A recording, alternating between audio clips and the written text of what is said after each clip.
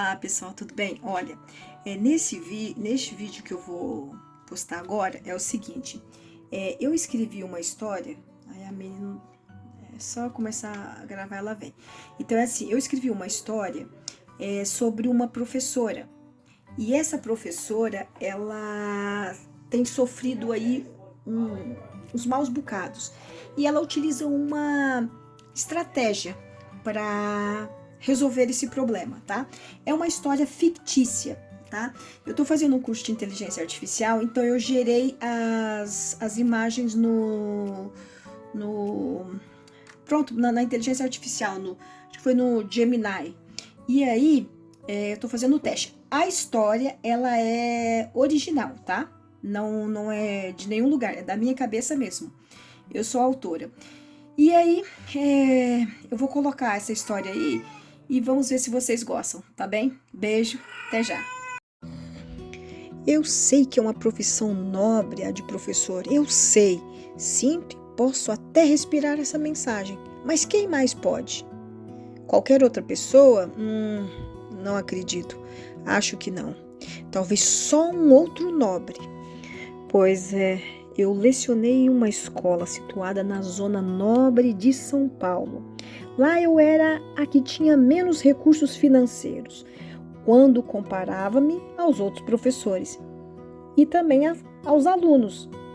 Fui bem recebida no meu primeiro dia de aula, tanto pela direção da escola como pelos alunos da minha sexta série. Dizer que é professora de matemática não é nada fácil. É como se fosse um ser de outro mundo. É assim que eles nos veem.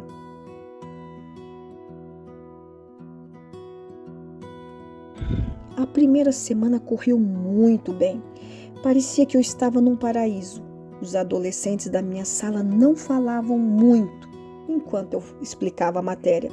Ninguém ficava de pé andando pela sala, mas infelizmente a estatística também é verdadeira, pois a probabilidade de você encontrar uma sala maravilhosa é mínima. Eu explicava a matéria, passava os exercícios para que eles fizessem em casa. Alguns tinham dúvidas, as quais eu sanava em sala de aula mesmo. Porém, gente, aconteceu algo que eu jamais esperava. Num certo dia, um terrível dia, a diretora chamou-me à sua sala para conversarmos, pois ela havia recebido reclamações dos alunos sobre mim. Eu sentei-me e ouvi. Fiquei parte do tempo de boca aberta e o meu cérebro ficou perplexo. Aqueles adolescentes que tinham dito à diretora que eu os humilhava enquanto eu explicava a matéria. Que quando eles tinham dúvidas, eu mostrava uma face de desprezo e que eu não considerava os seus questionamentos. Impressionante! No final da conversa, a diretora perguntou-me o que eu tinha a dizer e eu, em estado de choque, disse que eu nunca havia feito qualquer um daqueles atos ridículos. Ela então lançou a última bomba sobre a minha cabeça. Completou que as reclamações vieram ainda com um abaixo-assinado de todos os alunos da minha sala, sem exceção.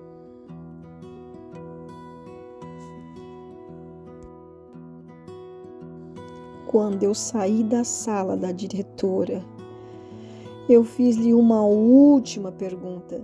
Eu queria saber se ela havia acreditado em mim e ela respondeu-me que não sabia o que dizer, pois aquela sala nunca havia tido problemas com nenhum outro professor. Os meus pés ficaram mesmo sem chão, a minha boca ficou sem saliva e até a minha labirintite atacou na hora. Eu senti uma explosão de sentimentos. Primeiro eu fiquei furiosa, depois triste, depois com pena daqueles adolescentes. Eu tinha certeza de que um deles, ou alguns, é que manipulavam os outros. Mas por incrível que pareça, eu não conseguia identificá-los.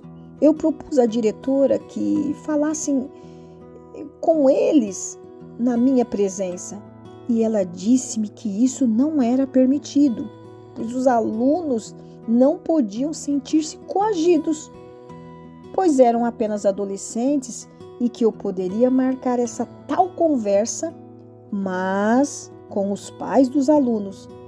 Como eu iria discutir essa questão? Todos os alunos haviam assinado o abaixo-assinado, ou seja, eram 20 alunos contra mim, numa única voz. Eles sabiam que estavam protegidos simplesmente porque faziam parte da alta classe social. O que eu poderia fazer? Para resolver aquela questão. Um fim de semana eu sentei-me e comecei a estruturar um plano. Estruturar aquela questão como se fosse um problema de matemática. Eles eram 20 alunos. Um deles, ou alguns, não gostavam de mim por algum motivo. O que vinha em minha cabeça e minha mente era somente a diferença entre o meu nível econômico e o dos outros professores. Eu era a única professora que ia trabalhar de ônibus. Uma certa vez, quando eu pousei o meu celular sobre a mesa, uma aluna comentou com outra que meu celular era da idade da pedra. Vejam bem. Mas então, por que eu fui contratada? Por que a diretora aceitou-me? Poderiam procurar um professor de outro nível, do nível deles. Assim, não teria problemas com professores humildes. Se talvez eu falasse duramente com eles a sós durante a aula, provavelmente a escola iria me demitir. Eu já estava cansada.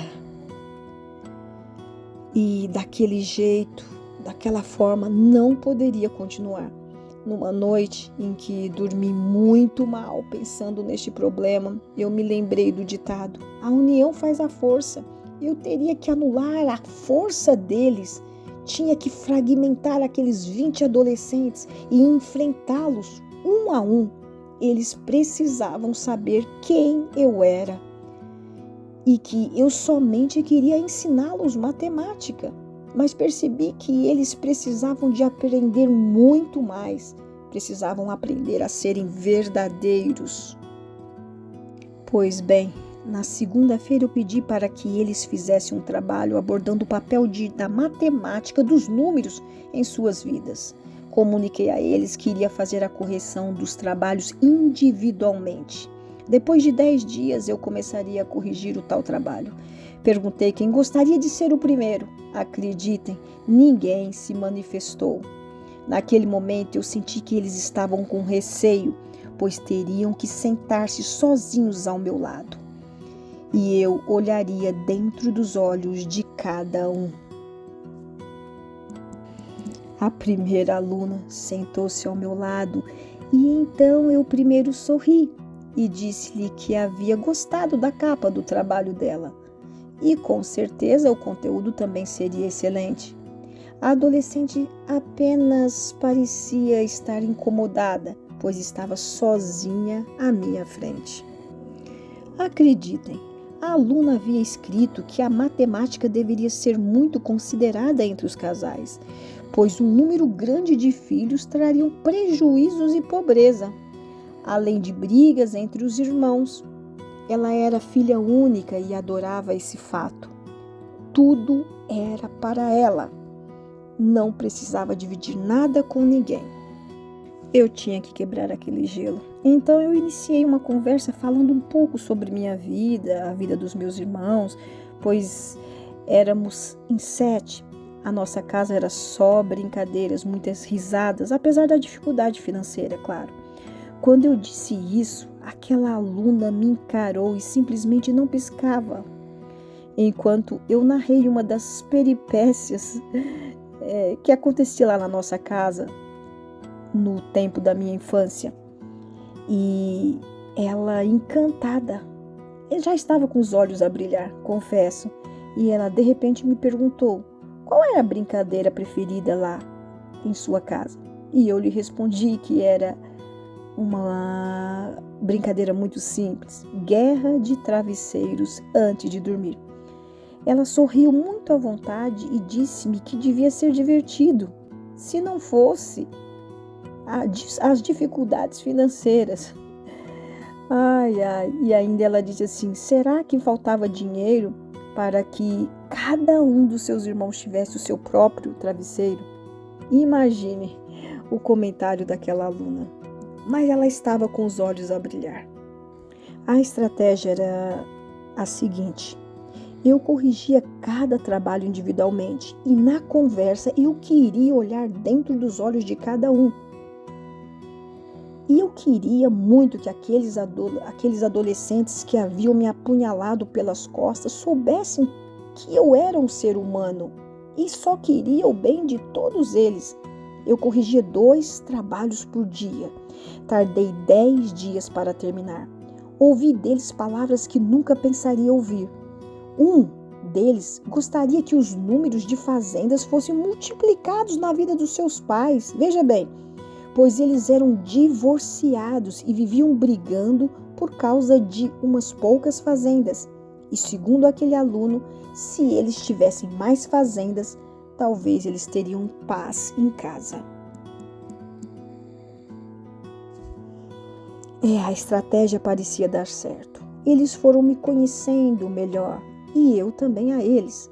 Eu percebi que alguns me cumprimentavam muito diferente quando encontravam-me fora da escola. Meu golpe havia dado certo.